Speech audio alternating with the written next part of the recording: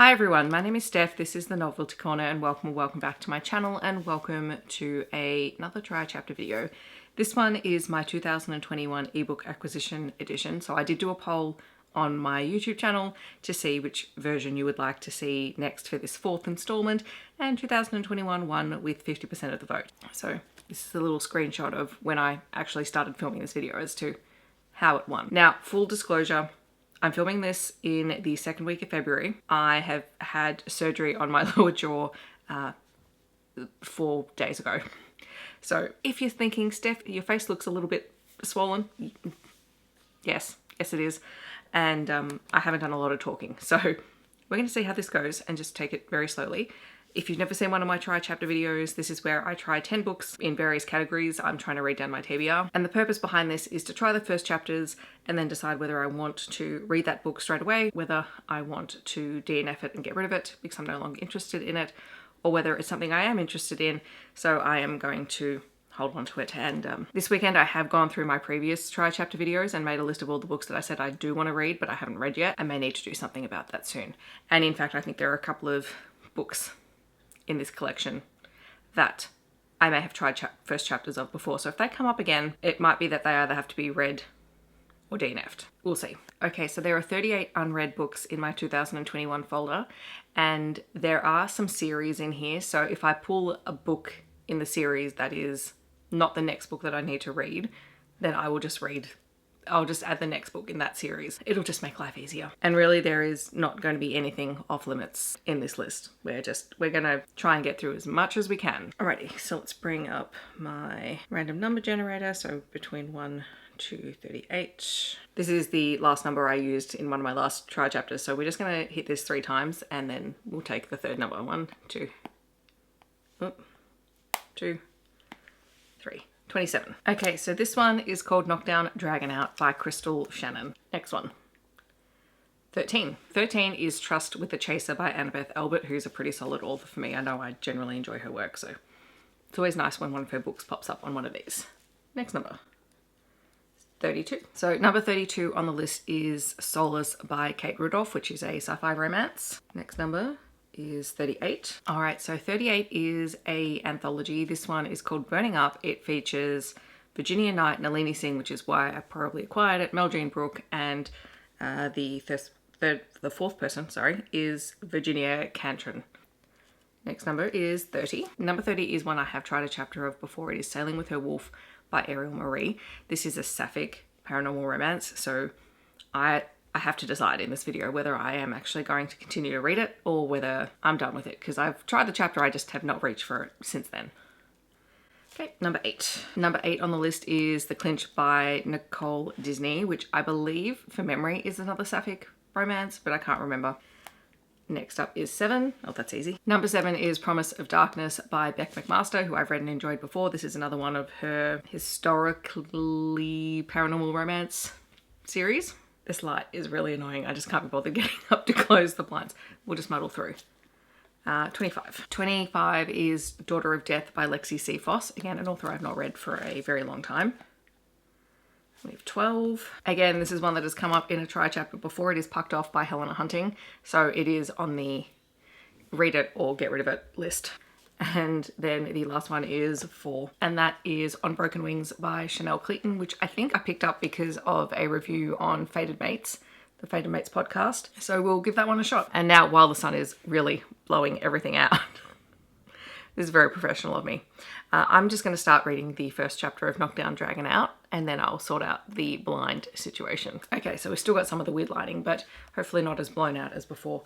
I read the first chapter of Knockdown Dragon Out by Krystal Shannan, and I'm really on the fence about this one. So it opens up with a chapter from our MMC's perspective. He is a dragon shifter of some kind. He's in a human world tracing some traitors who killed his entire family and tribe, and they happen to have a human female as their captive, and he instantly recognizes that she is his mate. Despite the fact that he wants to go after these traitors, he also knows that he has to find her someplace safe, and that's kind of where we end. I'm not convinced I'm going to continue reading this one. It's kind of like, it's literally sitting, if I had to rank it out of 10, I'm sitting right on a 5, so we'll see by the end of this video whether or not I'm still interested. The next one I'm going to try is Trust with a Chaser by Annabeth Albert. Alright, so Trust with a Chaser is a contemporary romance. It is, I also assume, going to be a small town romance because it's the first book in the Rainbow Cove series, and we have Mason, who has just returned to his hometown. Apparently his family has a bit of a reputation. He's determined to make sure that he is not part of that legend, and he has opened or reopened the local tavern as the Rainbow Tavern, a queer friendly establishment that's welcoming to everyone. And one of the first customers is the local police chief, so problematic because, you know, we've got a police chief. There's a bit of, you know, history between Mason's family and the police, so it's a tentative kind of situation. And Flint, who is the police chief, is there because he's curious to see what's been done with the tavern, which has previously been kind of an institution. So yeah, it's mostly just the First Order and some very awkward interactions between the two of them. And I mean, it's Annabeth Albert, so like I said, I trust her writing. Like I could pick this up and read this at any time. But next we're going to try the first chapter of Soulless. Okay, so Soulless by Kate Rudolph. The first chapter, again, I'm on the fence about. We're introduced to both our characters. So you have Sierra, who is our female main character, and she is a spy. She is, I think, the adopted daughter of sort of a very famous general, and he wants her name to be out there, and he's trying to find her a posting where she has recognition and whatnot. She's not interested in that at all. She likes her job as a spy, and she's just been sent out on a mission. And this mission, I'm assuming, is going to coincide with our male protagonist, who I think his name is Reyes, and he is an alien of some kind. Sierra's out there to stop a trafficking ring. He is out there, I think, to steal some intel, but they haven't crossed paths yet. So I don't know. I'm not sure. It's like a 350-page book, and the first chapter is 8%. Well, the prologue and the first chapter are 8% of the book, which to me seems like a lot. Like it's a long chapter.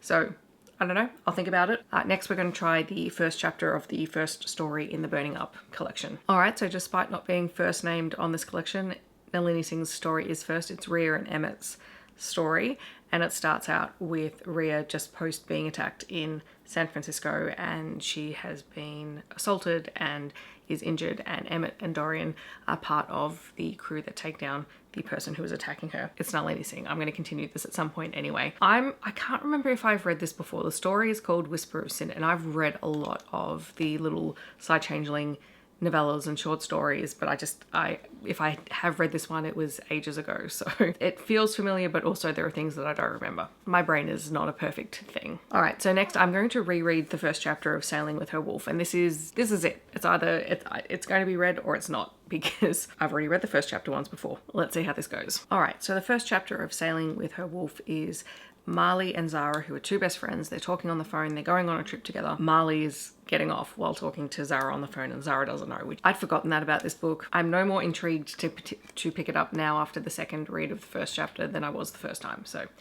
we might call that one just I'm no longer interested. All right, so now we're going to try the first chapter of The Clinch by Nicole Disney. The Clinch is going to be a sapphic contemporary or sports romance, because our main character Eden is an MMA fighter or an ultimate fighting champion. She also leads taekwondo classes, and in the first chapter it's post a class, and her best friend has let her know that there is someone who people are claiming are going to take her championship or her title, and so she starts digging into this new upcoming fighter called Brooklyn, and they're off to see her third professional fight that night. So that's where the first chapter ends. I'm intrigued. So this is a potential. The next first chapter is Promise of Darkness by Beck McMaster. All right, so I read the prologue and the first chapter of Promise of Darkness, which the prologue is interesting because it's about Fae coming to the world, and it seems like they've come from beyond the stars, but I think I'd probably need to read more,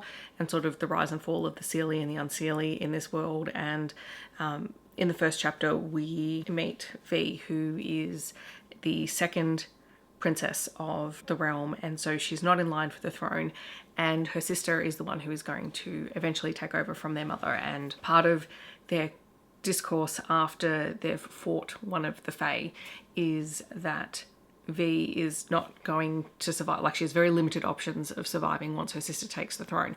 Her sister can't leave her alive, so she either takes the throne, or she dies, or is married off to another kingdom, and all V wants is to survive. So it's interesting because the Fae knew who V was, and so obviously that's going to lead to the next kind of plot point. I'm also on the fence about this one. This might be one that I actually just mark as read and keep on my Kindle and come back to at some point. I'm just, Fae and fantasy books, unless they're very particular kinds of Fae and fantasy books, are just not something that I'm gravitating towards at the moment, but it is Beck McMaster. I do like her writing, and I have enjoyed her books in the past, so while I probably don't want to continue at any time in the near future, it might be something I pick up at a later date. Okay, so time to try the first chapter of Daughter of Death by Lexi C. Foss. So Daughter of Death is going to be some kind of paranormal romance featuring probably angels, demons, magic, all that kind of thing. I read the first chapter. I literally just finished reading it, and I could not tell you what this chapter was about. I mean, the main character is Eve, I think. She crosses paths with the MMC, I think his name is Zai, and they're obviously on opposite sides of something. I just didn't care, and I was not a fan of the writing. Like, it was one of those situations where, you know, when you're reading and your eyes just keep skimming ahead, or you just keep losing track of what it is that you're doing. And for a try chapter, I'm not planning on going back and rereading things in depth if it doesn't hook me, because I've talked about this before in these videos. Your first chapter, your first line needs to hook your audience, because we've got so many other things to read. So you have to hook your audience. And this did not do that. So the next first chapter is another reread of a first chapter. It's Pucked Off by Helena Hunting. And honestly, like, my gut instinct with this is that I'm probably just going to call it, because I have read Pucked before, and I know this is nowhere near the start of the series from memory. Yeah, it's like book 6 in the series. I don't know. Let's read it and see where I feel afterwards. So I remember this first chapter. We have Lance, who has broken up with his girlfriend, but she's been sending him messages, and so he decides to go and see her. And when he gets to her place, he finds that she's organised for them to have a threesome, and he is just so sick and tired of her playing the games, and he said he only ever wanted her. And so the scene is very much a disaster. I think this is a bit like Promise of Darkness in that I might just mark it as read, and if I ever come back to the Pucked series, then I will read it. But yeah, I can't see myself reading it today. So that means the last first chapter we're reading is On Broken Wings by Cleeton. On Broken Wings has a prologue and a first chapter, and that's because in the prologue we meet Danny, and she's the wife of an Air Force pilot, and we find out that he is killed in that first chapter. And so then in that prologue. And so in the first chapter, it's like months later, she's trying to sell their house, and so she has to repaint. She's obviously been through a miscarriage prior to her husband's death. And so she's been told she needs to repaint, the bedroom that was going to be the nursery into something more neutral. And while she's at the store, she's very overwhelmed. And her late husband's best friend and fellow member of the squadron they were in happens to be there.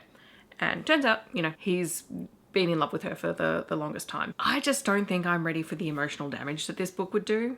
I mean, take out the military side effects of it. Best friend of your late husband, that's always going to be rather dramatic. So don't think I'm going to read this one. I'm sure it's great, but yeah, no. Which, when all said and done, leaves me with 3 books: Trust with a Chaser, the Burning Up collection, and The Clinch by Nicole Disney. And I can't keep reading them now, so this little try-chapter vlog is going to go a little bit longer than it would normally go, just because of the things that I have to do today. I don't know, do I try and read all of them? I mean, I've got a bit of time before this vlog has to go up, so there is that possibility. We'll see. I will have read one by tomorrow, and I will do my update then, and then we'll see how I feel about reading anymore. I'll update you when I know what I'm doing, because at the moment I clearly don't. Hi everyone. So it is 24 hours later, and I have read one of the books. I did read Trust with a Chaser by Annabeth Albert, mostly because I'm reading through Annabeth Albert's backlist, because I have issues with this about featuring a police chief, but there's also some other things that are going on in here that were quite interesting. So I think I mentioned when I did the first chapter that we meet Mason and Nash. They both live in the small town of Rainbow Cove, which this is book 1 in that series. Mason comes from a family that has quite a history in the town, and not necessarily a good one. His father and his brothers are usually up to no good, and Nash is the chief of police, and he's comes from a family of police officers, and so they've always had clashes. But Mason is very determined not to be his family, and so he's come back to the town with some friends, and they have reopened the town bar, whatever it's called. They're trying to help boost tourism in the town by capitalizing on the fact that the town is called Rainbow Cove, making it an inclusive and friendly space for queer people. There's the side plot of that business thing. There's obviously Mason and Nash falling for one another, and there's a lot of internalized homophobia on Nash's part because he's been raised in that particular way, and he has been in queer relationships. It's not that he's denying that he's queer, but he is denying himself the opportunity to be in a relationship because he doesn't want people to look at him and only think that. And then there's also the town, and there are some homophobic comments and slurs and things that go on. The other content warning I want to give for this one is that Mason's brother has a daughter, and his brother and his partner, there's quite a few scenes of child neglect and negligence and also child endangerment, which does end up with Mason's niece ending up with Child Protective Services. I will say that Mason does end up with his niece in his care, but there's a lot that goes on with that scene. And as someone with a niece, that scene really got to me because, my gosh, her parents are just disgraceful human beings. So just be mindful of that. It's very much an Annabeth Albert book. I want to say this is one of her earlier stories. I can't remember. But anyway, I've read that one. I'm going to read the rest of the Burning Up collection. I will probably save the Clinch for when I go through and try and read some of the other books that are still sitting unread after I've tried the first chapter. I'll check in with you a bit later today to see how I'm going. Hi everyone. So I have finished reading Burning Up, or as much of Burning Up as I'm going to read. So as I said, when I tried the chapter, it is a collection of 4 stories by 4 different authors put together in a little anthology. So they're all paranormal romance kind of stories. Full disclosure, I read 2 and I DNF'd 2 of them, and that's totally fine. 2 of the stories weren't grabbing my attention. The other 2 I was hooked and read the whole way through. So the first one that I read the chapter of initially was Whisper of Sin by Nalini Singh, which is Rhea and Emmett's story, and it was honestly just great. I always love coming back to a side changeling story. It's always fun. Emmett is a member of the Dark River Leopard Pack, and Rhea is his human mate, and she's attacked one night while walking home, and Emmett and the Dark River Leopards are determined to find out who is attacking women around town. They've recently taken sort of a position of authority and power within San Francisco. I mean, they're not the only one, but they're the largest pack close by in that territory, and so they don't want to see anyone else sort of coming in and taking over, so they're determined to keep Rhea safe and also everyone else around them. And so it's just kind of how we meet Rhea and Emmett and how they fall for one another, and lots of little family dramas. Rhea's family is a very big part of the story, which is fun because that is a good contrast to the fact that the Leopards are like a big family as well. So that was delightful. The next story was Blood and Roses by Angela Knight, which I DNF'd. This seems to be a vampire story. I didn't get very far. I wasn't a big fan of the writing style. Then I read Shifting Sea, which is by Virginia Cantora, who's an author I've never heard of.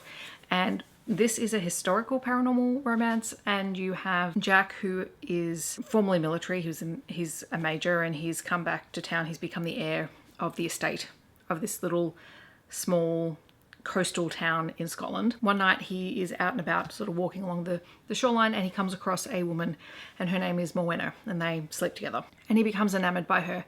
But she's very independent, very determined to live her life on her own terms. He tries to encourage her to come back to the town. She's like, no, I'm good where I am. And we know straight away there's something a little bit otherworldly about her. Anyway, there's a little bit of a side story where the person who's been left in charge of managing the estate while Jack was tracked down because he was not the first heir has been doing dodgy things with the estate's money. And then of course Jack and Morwenna's relationship grows, and we learn that it has a connection to the sea.